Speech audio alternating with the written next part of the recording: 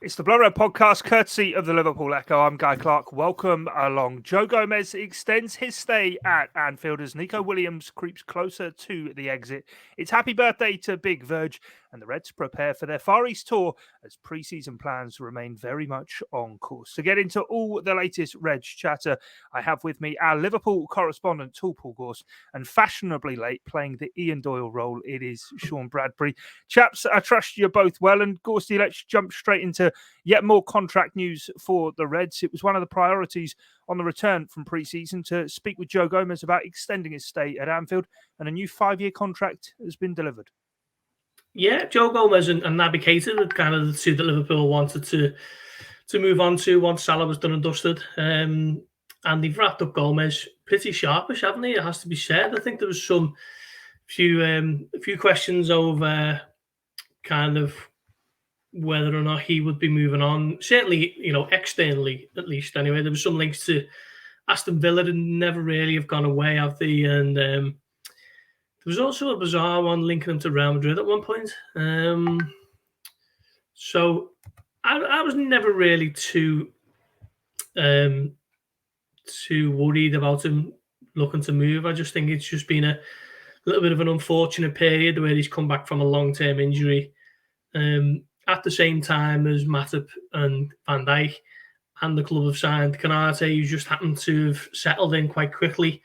I actually asked Klopp about Gomez in March. I think it's before the Forest game, and said, what's the kind of lay of the land with him at the moment? And he basically just said he just needs rhythm, he needs momentum, and he gets that from games. So it's a bit of a season to forget from a personal point of view for him, but he'll go into pre-season now with the spring in his step.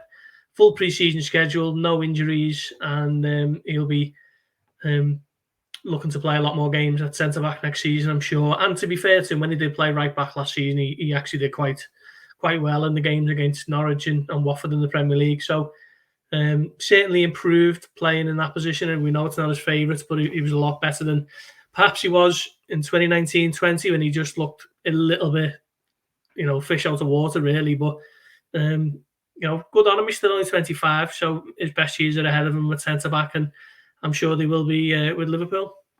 Yeah, definitely. Sean, in terms of Joe Gomez, a 5-year deal, to me, it's a big statement of intent and a statement of belief in him from Liverpool. We know the injury issues that he's had, and you may say for kind of the last 2 or 3 seasons, actually, if you look over that period of time, it hasn't been the most fruitful for him. But this is a real sort of decision, isn't it? And marker in the sand for Liverpool to say, yeah, no, you are the future of the Liverpool defensive department. As Gorsty said last season as well, played really well when he needed to at fullback, which I'm sure whilst Calvin Ramsey has arrived at the tender age he's at, it might be worthwhile for Gomez to still get some minutes at that right-back position. Yeah, I think we might see a little bit of him there, but as you say, Liverpool have bolstered there with Ramsey coming in. But yeah, just on the point about Gomez and this being a statement on him, I've loved how positive both Klopp and Gomez were around this. I mean, obviously, whenever a player signs a new deal, you're going to get some nice quotes that will come out through the club. But specifically here, you've got a manager saying a player who there have been not doubts around, but a player who's been very obviously unfortunate with injury, is in phenomenal shape. That was the word the boss used, and just needs rhythm, as Gorsty said. Klopp said, we need some rhythm over pre-season, and and that's it. And he'll be back to the Joe Gomez we all knew and loved, who's had long stretches in the side alongside Van Dijk and looked elite, like one of the best defenders there is in world football. And then on the other side of that, you've got a player who's hugely talented, but would, I think, be the first to tell you himself, he's got a point to prove and a fight on his hands to win his first team place back from, the other guys who had phenomenal seasons last season themselves in very different ways. Matip probably having his peak season, certainly for Liverpool in terms of games and minutes. Everything was managed very well with him, and he was just great pretty much every time he played. And obviously Canate, there's not many young defenders certainly have come in and had that kind of impact. But I love that element to all this, that Gomez is so upbeat about it, Klopp's so upbeat about it, and it's an extra injection of hunger and competition and desire into a squad which, sometimes you think the Liverpool need a little bit more of that in their squad. Not through that it's lacking anything, but sometimes it's the same players being asked to go again season after season, game after game, isn't it? But that's just a very nice extra element to this. And I just think in general it's fantastic news. Realistically, you need 4 top centre halves, don't you, to compete as a team who have designs on winning league titles and going on long, deep cup runs. And yeah, you've got a player who's, as we said, already proved, especially in those 2 spells alongside Van Dijk, that he belongs at the very top level. I always think back to that long stretch that I think really turned the screw when Liverpool won the title in 1920, where he came back into the team. I think it was not long after the draw, the one early draw against United, and then I think Liverpool, with him starting, Liverpool won something like 12 out of 12, and him next to Van Dijk was just unbeatable. And it feels weird thinking back to that and how long ago that is, and how fair Matip and Konate now look. But honestly, I think if what Klopp's saying is true, which is no reason to doubt, and Gomez's words are a sign of what he's going to put in on the training ground, then it's a 3-way fight to be next to Van Dijk this season, and that's just fantastic news for Liverpool. Yeah, final point on this, Gorstian. I mean, it's not often said there when a player signs a new contract, you do expect a lot of nice kind of words to be said around the player. But the thing that got me yesterday after the news broke, looking on social media and online, was how energized the fan base seemed to be about what could lay in store with Joe Gomez and Ibu Konate. Ibu Konate was the man trending, and I thought, why is he trending? Clicked on it and was looking into it, and so many people enthused. And I'm not going down the line of it's like a new signing, but it's people looking at it going, this is a 5-year deal, and actually already you can kind of see the evolution at centre half. Whilst Virgil Van Dijk will have many years to go, plenty of people excited as to, I suppose it was the one real partnership last season we didn't really see. I know there was a couple of early cup games, but didn't really see Gomez and Konate together.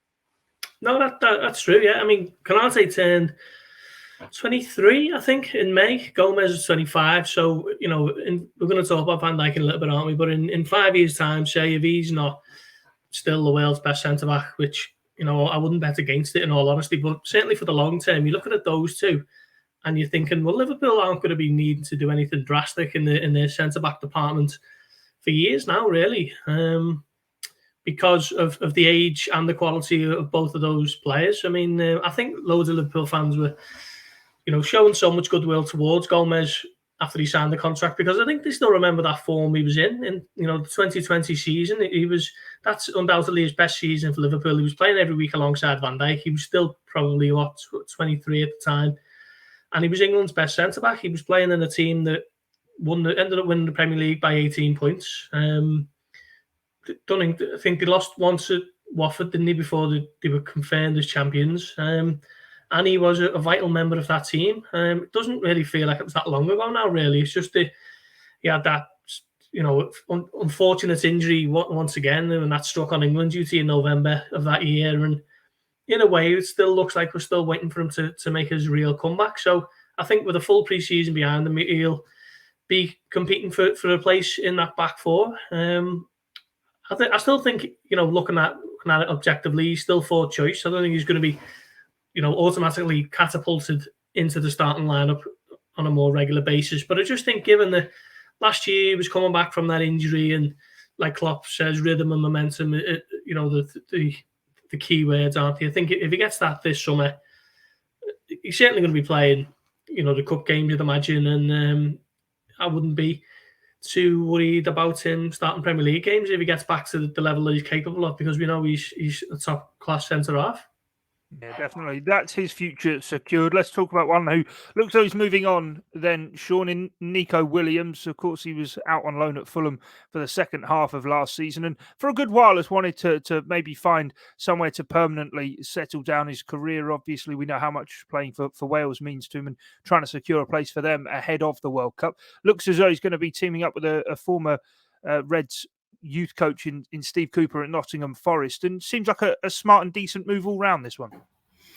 Yeah, I think that's a very fair way of summing it up. And I think in general, this is the kind of mid-range deal that Liverpool in recent years have just done so well. We've been told it's looking like it's going to be a package of up to 17 million all told for the transfer, which I think on the face of it is pretty good. That certainly looks, from Liverpool's perspective, quite good value for a player who I think is starting to show his potential. But you'd certainly say in a red Liverpool shirt, certainly not for Wales, it's a little bit different there. He's maybe not quite realised it yet. I think it's all very well pointing to huge deals like inflating fees, like say Coutinho, that in a very instant and obvious way goes out and allows Liverpool to sign a couple of huge star players. But it's these ones where Liverpool seem to extract that little bit more, 10, 20% worth of value and get a good deal over the line for a player that just balance the books and keep things ticking over. And I think you're right. It's one that for all parties will suit, because I was looking before at the stats of Ramsey compared to Williams. And okay, we're talking different levels here. You know, obviously Williams has played in the Premier League and in the Championship. Ramsey's obviously only represented one team in the Scottish Premiership, but Ramsey's actually started more senior league games than Williams, and I'd say he played more, and you know is significantly younger. I think 3 years younger. So from that perspective, you know, I think there's a lot of untapped potential in Williams, but from Liverpool's point of view, it's not guaranteed that you're going to see that there. And you know, he's probably going to go and need more regular game time to really become a player who can express himself as an attacking fullback. And yeah, I just think for him as well, a lot of the noises from the Forest camp seem to be that they really regard this as a significant statement signing. You know, if it does get done, which sounds like it, you know, it's just the formalities left. You know, getting a regular international player through the door and signing someone from Liverpool who's, albeit been on the fringes of it maybe at times, you know, he's going to be imbued with that kind of commitment to success and the high standards that we've seen inside Anfield for, you know, the last few seasons under Klopp. So yeah, I think it's great all round, really. And I just think it's an example in a different way of Liverpool's commitment to marginal gains, you know, getting a decent fee for Williams, and one which, you know, in time may well prove to be a bit of a bargain. You know, if he does do really well for Forest, you know, fair play to them. But 17 million coming through the door, and a player with, you know, possibly a comparable ceiling to Williams in the shape of Ramsey coming in for a much lower fee. He'll probably be on less wages, you know, and is younger fundamentally. Yeah, all leads to a pretty good deal. But obviously, I think every Red would wish him well. You know, always gave his all for Liverpool and did look at one point like he'd be a good Trent understudy. But yeah, I think going out and getting game time on a regular basis now at a great level is a good move for him as well. Yeah, definitely. I'm sure the net spend merchants, I don't know what to call them, Gorsty, are probably rubbing their hands as well at Liverpool's business this summer. When you think Minamino and Williams are moving on, there's over £30 million recouped for them. Mane, similar amount of money just himself. And for what's been put down for the players coming in, it won't show much on the balance sheets that's actually been spent by Liverpool, but they do continue to do great business. And I suppose not only a tick in the box for Julian Ward of showing those Michael Edwards-like skills of negotiation, but even for the academy, a real success story in Nico Williams. The fact he's a fully fledged international these days, but equally shows the value of having the academy. It wasn't too long, maybe 10 years or so ago under Rafa Benitez, the academy wasn't really producing what it could perhaps, or even producing players who could be sold on to reinvest into the academy. But now it really seems to be flourishing at Kirby. Yeah, I mean, the academy in itself is its own kind of business, if you like. It's not, doesn't rely on handouts from the club or anything like that. You know, this is how it services itself. You know, when transfers like this are being completed. I mean, the ideal situation of the academy ranks is to breed the player who's going to be good enough for your first team and become a superstar for your first team in the manner of a Trent Alexander-Arnold. But just below that kind of aim, that I suppose that there's an acceptance that, you know, at a club like Liverpool and elite clubs across the Premier League, that's not always something that happens every 2 to 3 years. So I suppose the other aim of an academy is to make sure that you can be self-sustaining, and deals like 16, 17 million for Nico Williams is absolutely outstanding business. And it's funny, a mate of mine texted me who supports Everton, and he said 16 million for Nico Williams.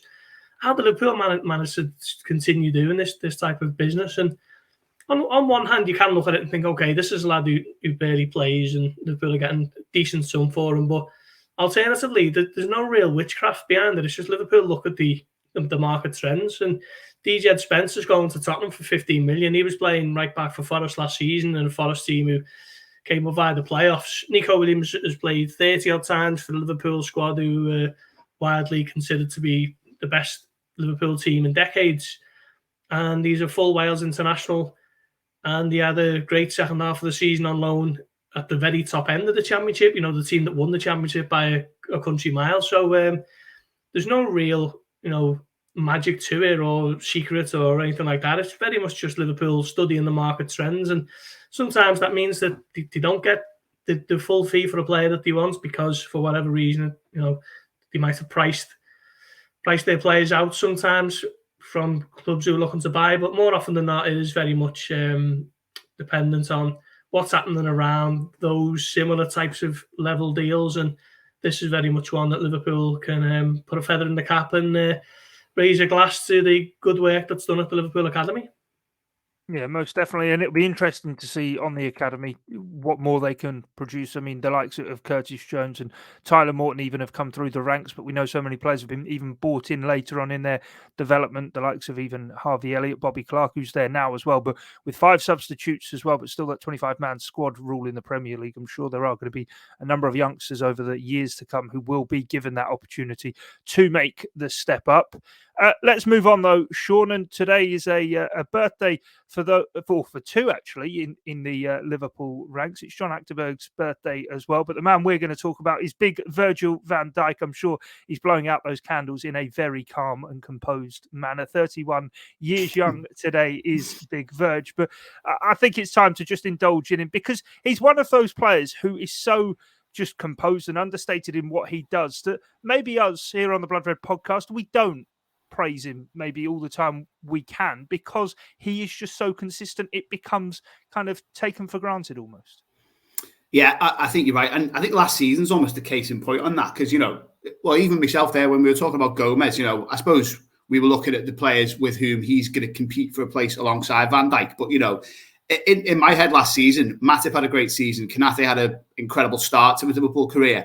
And I almost underestimate how good Van Dijk was coming back from the season that he had, prior to that we all know about and why that was disrupted and, cut very unfortunately short. So, yeah, I've never known a player in any position for any club who's made a mockery of such a massive price tag so quickly. And I don't think I can really think of many defenders who have proved to be such a complete player in such a short space of time as well. He's got absolutely everything. And if you're thinking back of highlights, even in the first couple of seasons, you just saw it all, didn't you? Scoring against Everton on his debut.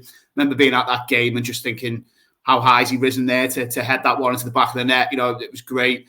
You think about his defending abilities, that there's always that famous snapshot, isn't it? The one-on-one against Sissoko, against Spurs, where he just dealt with that expertly. I think the game against Bayern, the away game, where he put that long-range bomb up the field for Mane to score, but also scored himself in the game, didn't he? A crucial goal to put Liverpool back ahead in the tie. There's just everything. But the one that really stands out for me, is that game when Liverpool beat United 2-0 in the title-winning season. And I suppose the defining image of the game is Salah's goal, isn't it? Obviously, Alisson's knee slides and fans singing we're going to win the league, the shirt being thrown up in the air. But, Van Dijk got the ball rolling there and scored the towering header, after, I think it was a quarter of an hour, something like that. And that's a trait that he's shown so many times, being a massive presence in both boxes, being able to score and get an opening goal. And I think there's teams, Liverpool teams in, the not so recent past, I always think back to Benitez's side, who were undone by not being able to extract the goal from a set piece and break a team down in a certain way. And Van Dijk offers you that. But like you said, Guy, I think he does let his character show in his game. And, part of that is the relaxed nature of how he plays and how, countless times we've seen players not even bother to try and take him on in a 50-50 or in an aerial battle and avoid his flank of the pitch entirely. But I think as well, you see little snapshots of what he's like and what he must be like away from the pitch, sometimes on the pitch. And that when he scored that goal, he threw like a little cheeky smug side eyes to, after the goal in celebration, and then jumped about 50 foot in the air when he was, jubilant, putting Liverpool ahead. And yeah, I just think he's become such a massive player for Liverpool, a true talisman on the pitch, but around the dressing room as well, and as part of the leadership group, he's made 75 million look like an absolute steal. And I suppose it leads, Gorsty, in the modern era we are, where everything has to be ranked and someone has to be proclaimed as the best. But the best Liverpool Liverpool, of course, have had such a rich history of defenders, but certainly before our time. I always remember the Liverpool backline growing up consisting of Jamie Carragher and Sami Hyypiä, and myself really being in admiration of Sami Hyypiä. But then you see someone like Virgil van Dijk come in who has all of those kind of leadership traits, but equally sets the example to be the guy who extracts even more from those around him than what he can himself. And much like how Jordan Henderson does with the midfield, Virgil van Dijk consistently there with the defence, ensuring that they're all playing right to their very, very best. And I mean, even last season, I suppose, Alisson Becker, what a brilliant campaign he had. I know the year before, of course, he had some personal difficulties, but you think back to the Man City defeat behind closed doors where Alisson didn't kind of cover himself in glory. Last season, he was arguably Liverpool's player of the year throughout the campaign. And I'm sure a large part of that actually was in front of him, what Virgil van Dijk was doing.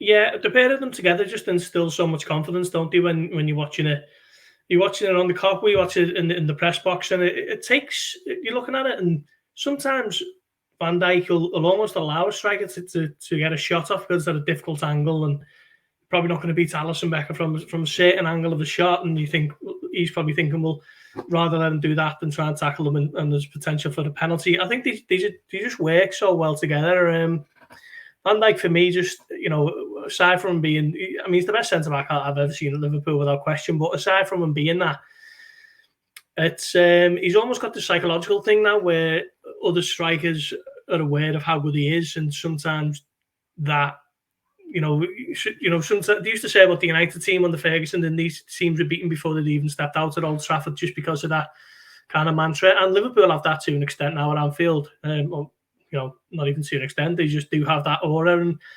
And on an individual point of view, Van Dijk definitely has that against certain strikers. I remember, was it Lautaro Martinez in the first leg against Inter Milan? He kind of got one-on-one with Van Dijk near the centre circle, and then thought better of a one-on-one and taking him on, just kind of turned backwards and accepted defeat and passed it back into midfield and didn't want anything to do with it. And it was just a moment where, Van Dijk didn't even have to do anything particularly great. It was just by his mere presence alone, it just helped Liverpool see the attack out. And just little things like that, on top of him being, really quick, so smooth and silky on the ball, strong as an ox, just an absolute unbelievable player, the best defender in the world. And, with Bertie today, given the way he plays, he doesn't kind of overexert himself, does he? He's very cool and calm. And, I remember writing a piece a couple of years back, speaking to some of his, his early coaches and his early managers, and they said the only weakness he had was sometimes he was too calm and collected, and the game would pass him by. And he's not like that anymore. He still plays the game like that, but you never accuse him of, a lapse in concentration or anything like that. But the way he plays means that he doesn't overexert himself. So I'm wondering whether, he's 31 today. Is he going to be able to play on a, Thiago Silva kind of 37, 38 realms and still be top quality because of the way he plays? He's not someone who relies too much on pace or his power. He's obviously got those in abundance, but they're not the immediate eye-catching parts of his game. So I think, with that new deal that he signed 12 months ago, I just think, he's going to play on until at least 34, 35. And then even beyond, I think Liverpool have still got a quality defender for years to come after that. Yeah, Sean, last one on him. The term Rolls Royce was made for him, though. Premium, silky, smooth, just absolutely deluxe, right at the top level of what you can get. And I mean, it's not often, is it, that a defender, and albeit 3 years ago, is given an accolade such as the PFA Players Player of the Year. His standards haven't dropped in any way since then. And I mean, actually, you wonder, I know Ian Doyle, he's not here to say, will always say a Liverpool player can never win the Ballon d'Or. But with Ronaldo and Messi coming to the end, you do wonder, maybe, can Van Dijk as a defender actually be the first one since, Fabio Cannavaro to take an accolade like that? You never know. It's absolutely possible. Certainly with the whole mood around the Liverpool team of how much they want to put things right about what happened last season. Last season was a phenomenal season, but obviously those last two games, I think there's quite a bit there for Liverpool to avenge. But you never know. I think that's the thing with Van Dijk. Not only is he the great defender with all the traits that you need in the modern game, as we've outlined, but I think to get over the line in one of the big awards, the Ballon d'Or, something like that, you need individual contributions. But he's got that in spades. We've already discussed some of the crucial goals he scored for Liverpool, but I think you're right. If a couple of those came in the latter stages of the Champions League or in crucial fixtures that defined a league title win, he'd have absolutely every chance, and I think everyone in the Liverpool dressing room would be totally behind him. Maybe not Mo Salah. I think that might be an interesting one. I think he'd probably prefer to have it himself. But yeah, there's just, it speaks volumes there. You can look at anywhere across the Liverpool squad and say there's players who could and should be competing for accolades like that. And yeah, the big fella at the back is certainly one of them. Yeah, deservedly some love for Big Virg on his birthday. Hope he's had an absolutely fantastic day. Final one on the agenda then to get through for today, Gorsty, is where we're at with pre-season. Day 5, James Milner, shock, won the lactate test. Was it ever in doubt? But now, over the course of the weekend, preparations beginning to look towards Thailand and the games of Manchester United and Crystal Palace out there. Yeah, so Liverpool fly out to Thailand tomorrow. They've got an open training session on Monday and a press conference before the United game. And yeah, there's a cohort of legends who are going out with them as well. They're getting involved in a few kind of local things out there in Bangkok. I don't think Ian Doyle counts as a legend, does he? No, he doesn't know. He's certainly in the age bracket, if not the status. Yeah, so it's back to business for Liverpool. It's the first time in 3 years that they've been able to do one of these money spinning tours, and they got the big friendly with United there as well. It's something that Liverpool and United have been working towards for a while, actually. I think last year they looked at having, when the fans were allowed back into the stadiums, they were looking almost at a two-legged friendly thing over the summer where they played once in Old Trafford and once in Anfield, and it was just a case of getting fans through the door and getting a bit of a high-profile friendly just to kind of boost the coffers somewhat after 18 months of no fans in the ground. When United disgruntled supporters stormed Old Trafford for the game in April, Liverpool and United thought better of it and decided to shelve those plans. But they have been able to come up with this friendly out in Bangkok in the Raja Mangala Stadium. So yeah, it should be a good one. It's been an interesting one because I've had a couple of people get in touch with me who kind of suggested that the ticket pricing is just far too high for what the locals in the area are able to afford, generally. So there's been a little bit of a furore around that. So I'm not too sure whether it'll be a full house, which would be a shame, but understandable if the fans out there have been priced out of it. It'd be a shame if that is the case. We shall see, I guess. But generally, yeah, it's going to be a good week for the certainly the PR side of things. Liverpool looking to kind of put the foot down in the Far East market once again, and we'll see. Certainly the new boys, Fabio Carvalho, will get a chance to see just how big Liverpool really is when they touch down in another completely other side of the world, and Liverpool have still got a huge fan base. So yeah, it should be a good few days, and sadly I'm not heading out there to Ian Doyle for us, so we'll see what goodies he unearths while he's there.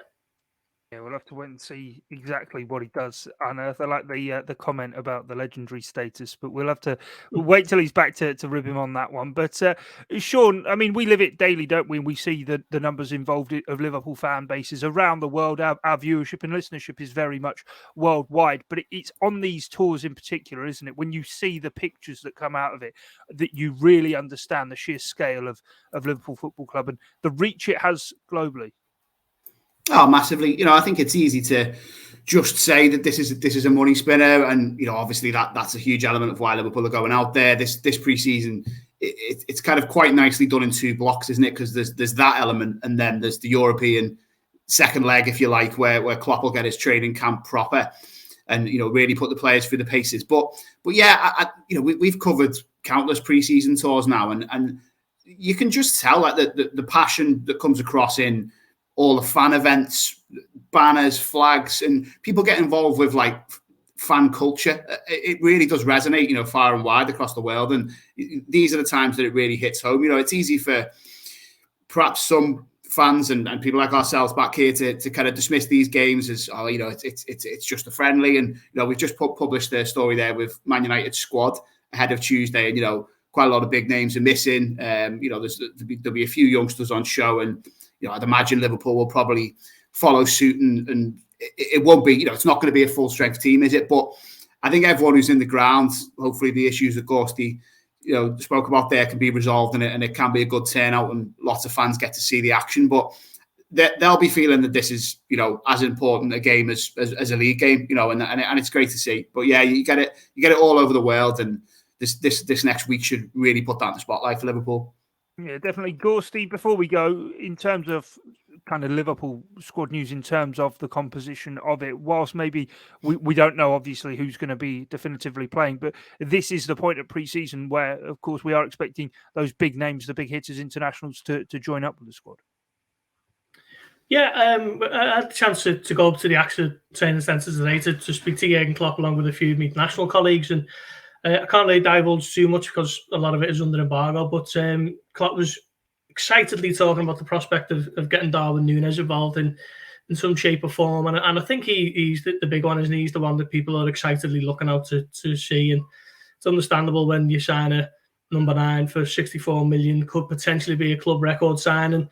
All eyes will be on him. I'm not sure he's going to be playing lots of either game against United or Palace at this stage, but it'll be good just to kind of get a little bit of a glimpse of him, but also as well for players coming back who players like Thiago, Roberto Firmino's been in there as well, hasn't he?